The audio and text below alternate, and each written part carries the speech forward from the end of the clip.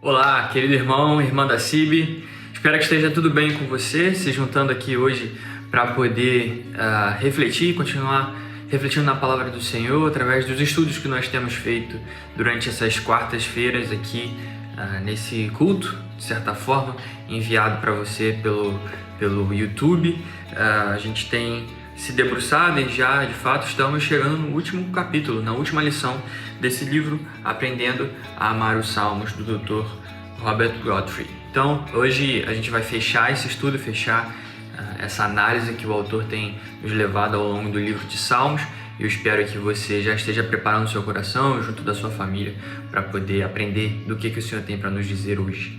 Bom, sem mais delongas, vamos então ler o Salmo de número 150. Eu te convido a abrir sua Bíblia e ler junto comigo. É o último Salmo do livro dos Salmos e também o último Salmo a ser analisado pelo livro e o capítulo no qual nós iremos nos debruçar no dia de hoje, que é o capítulo 49. Então, vamos ler então o Salmo de número 150, vendo aqui o fechamento do saltério. Diz assim a palavra de Deus, Salmo 150. Aleluia! Louvem a Deus no seu santuário, louvem-no em seu magnífico firmamento, louvem-no pelos seus feitos poderosos, louvem-no segundo a imensidão de sua grandeza, louvem-no ao som de trombeta, louvem-no ao som da lira e com a harpa, louvem-no com tamborins e danças, louvem-no com instrumentos de cordas e com flautas, louvem-no com símbolos sonoros, louvem-no com símbolos ressonantes, tudo o que tem vida, louve ao Senhor. Aleluia. Essa é uma baita forma de encerrar o saltério, né? O autor aqui, o salmista, está convocando os leitores a louvarem a Deus por tudo que ele fez, pela sua grandeza, louvarem de todas as formas possíveis, louvarem em todos os lugares possíveis e para que todos louvem, tudo que tem vida, tudo que tem fôlego, louve ao Senhor. É uma forma de encerrar olhando para tudo que o Senhor fez ao longo da história do povo de Israel e também para todos os cânticos que foram entoados a ele durante o livro de Salmos e dizer: o que fazer a não ser louvar o Senhor? O que fazer a não ser dar glórias e honra ao nome de Yahweh? Por isso, o foco desse salmo é o próprio Senhor. É a adoração, é o louvor sendo direcionado a Ele. Ele é o fechamento de tudo que foi dito nesses salmos, Ele é o ponto final, o ápice para quem a nossa adoração é direcionada, para quem o povo deve direcionar a sua adoração por tudo que tem vivido debaixo de sua provisão. Esse salmo ele vai se demonstrar de uma forma bem abrangente, chamando o povo para louvar, para entoar louvores ao Senhor. E ele vai fazer isso respondendo a 4 perguntas fundamentais, que são as perguntas que eu quero usar para direcionar o seu pensamento nesse estudo. Então, todos devemos louvar ao Senhor. Então, o salmista chama o povo a louvar ao Senhor. Mas onde nós devemos louvar o Senhor? Onde nós louvamos? Essa é a primeira pergunta. Segunda pergunta, por que devemos louvar? Por que devemos entoar canções e louvores de adoração ao Senhor? Terceira pergunta, quem deve louvar ao Senhor? Quem é que pode, quem é que deve levantar adoração? E por fim, como nós louvamos? De que forma? Existem formas? Toda forma é possível? Como nós devemos louvar o Senhor? Então o salmista vai buscar responder essas perguntas e, na verdade, através da sua fala, ele irá dizer e dar a resposta para essas perguntas. Então vamos à primeira pergunta. Onde nós louvamos? Onde o povo deve louvar a Deus? O seu povo deve louvá-lo. Então, nos primeiros versículos, e logo de fato no primeiro versículo, nós já vemos o salmista chamando o povo a adorá-lo em seu santuário. Na sua reunião, onde o povo se junta para louvar a Deus, é lá onde está a adoração genuína como povo, a adoração coletiva. Nós, como cristãos, nos dias de hoje, também devemos então considerar a Assembleia dos Santos, isso é a igreja, a reunião dos salvos por Cristo Jesus, como sendo o local onde Deus quer que nós o adoremos em coletividade, em família. Por isso era importante para o povo de Israel, para que eles o adorassem no seu santuário, no templo, no lugar definido por Deus para que eles se reunissem. Também assim como é para nós nos dias de hoje como igreja. Além disso, o salmista também chama o povo a louvar ao Senhor de tal forma que o louvor do Senhor não fique preso somente no santuário, não somente na terra, mas também invada os céus. E aqui é uma mensagem para tentar dar uma ideia de que tudo e todo o espaço e tudo que existe, todo pedacinho do universo precisa ser completo e cheio e preenchido por esse louvor ao Senhor. Então, em toda a terra e nos céus também, assim como os anjos ecoam e dão eco aos louvores dos filhos de Deus aqui na terra, o louvor do Senhor deve chegar ao seu santo firmamento, o lugar onde ele se assenta e reina sobre todos. A segunda pergunta, por quê? Por que nós devemos louvar a Deus? Porque o povo deve louvar a Deus. E isso está respondido logo no verso 2. O salmista vai dizer: louvem-no pelos seus feitos poderosos, louvem-no segundo a imensidão de sua grandeza. Em todos os atos, Deus demonstra a sua grandeza. Em tudo que Ele faz, Ele demonstra o quão grande Ele é, Ele demonstra o quão poderoso Ele é. Por isso, o nosso louvor e o louvor de todos aqueles que rendem louvor a Ele precisa partir de um coração e de uma mente que entende o tamanho do Deus a quem nós estamos adorando. Isso se dá pelos atos de justiça que Ele executa ao longo da história de Israel e também pelos atos de misericórdia que Ele tem para conosco. Afinal de contas, olhando para a nossa vida e para tudo que aconteceu e tudo que Deus tem nos carregado, nós podemos fazer um exercício e será inevitável olhar e perceber a mão de Deus nos carregando sobre tudo isso com grandeza, com imensidão e com poder. E por isso nós louvamos a Ele.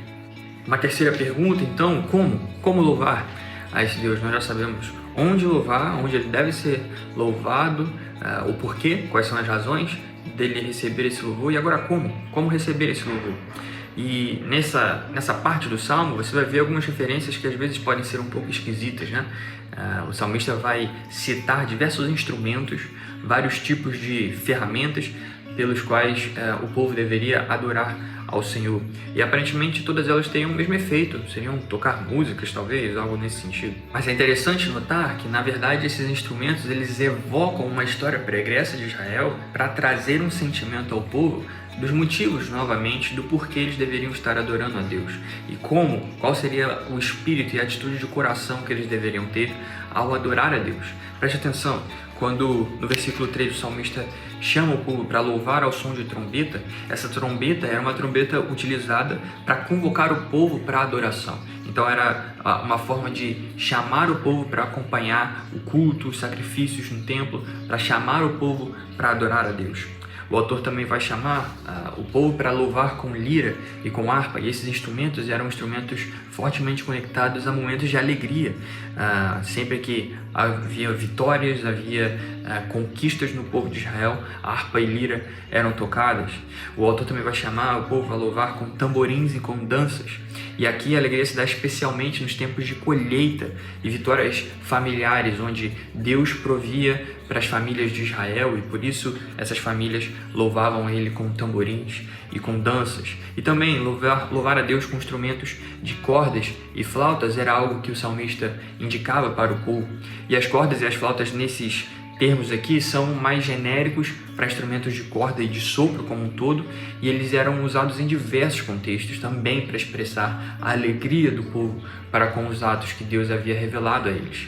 O ponto aqui é que o autor está lembrando o povo de Israel: louvem a Ele de todas as formas a expressar os sentimentos, lembrando de forma categórica em como Deus tratou vocês ao longo dessa história, em momentos de alegria, em momentos de vitória, em momentos de conquista, em momentos de chamado à adoração. Lembrem-se disso, Deus está convocando vocês ao longo da história e agora Ele os convoca para louvar a Ele com todos esses instrumentos, lembrando de tudo que Ele fez por vocês.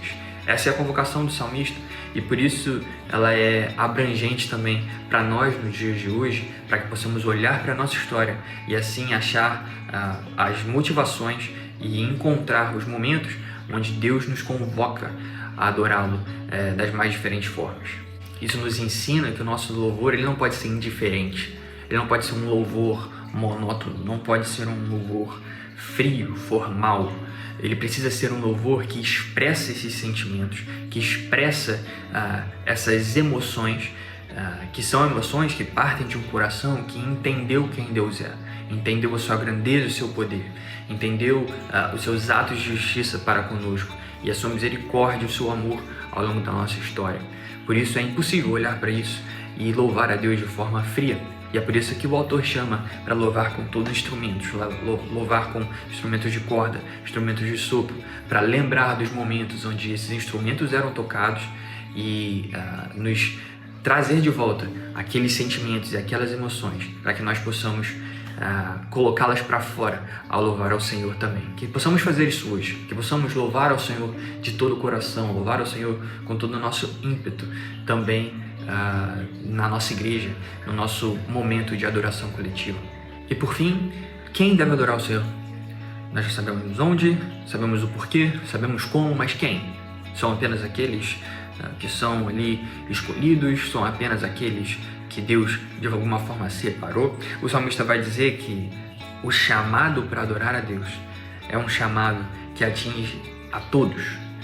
Tudo o que tem vida, louve o Senhor. Aleluia. Versículo 6. Tudo que tem fôlego, tudo que respira, tudo que existe, deve louvor e adoração a Deus. E por isso você pode se imaginar num lugar um pouco confuso agora, sabendo que nem tudo que tem fôlego, nem tudo que tem vida louva a Deus.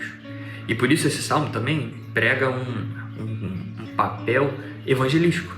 A nossa obrigação ou o nosso dever é levar esse evangelho, levar essa mensagem, levar as verdades desse Deus grandioso, majestoso, misericordioso, amoroso, poderoso, que nos salvou e que nos leva ao longo da nossa história, levar esse Deus a toda criatura que respira, a toda criatura que tem fôlego e que não ainda rendeu graças a Deus, para que eles possam se juntar ao louvor dos redimidos e assim possam prestar o verdadeiro louvor ao Deus de Israel, ao Deus do nosso coração. Nunca é tarde para se juntar ao coro do Cordeiro.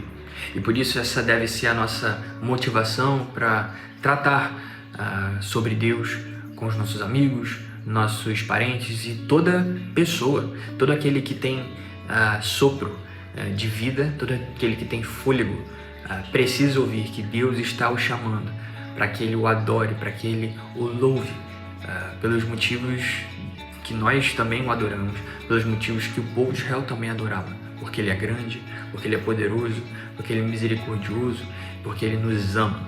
Então, nessas perguntas, o salmista acaba fechando muito bem esse saltério, levando o povo, ou convocando o povo a adorar a Deus, e assim nós também podemos olhar para essas convocações e lembrar da nossa história, lembrar dos momentos em que Deus esteve claramente presente nas nossas vidas, e a partir disso não nos sobrará alternativa a não ser louvar ao Senhor com tudo que nós temos.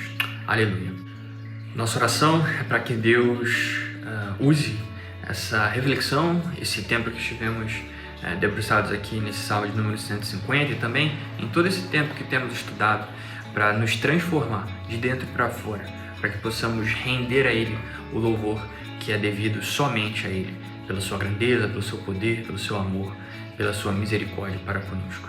Deus abençoe a sua vida. Espero você na próxima sequência de estudos que estaremos iniciando aqui a partir da próxima quarta-feira. Um abraço, fique com Deus, meus irmãos.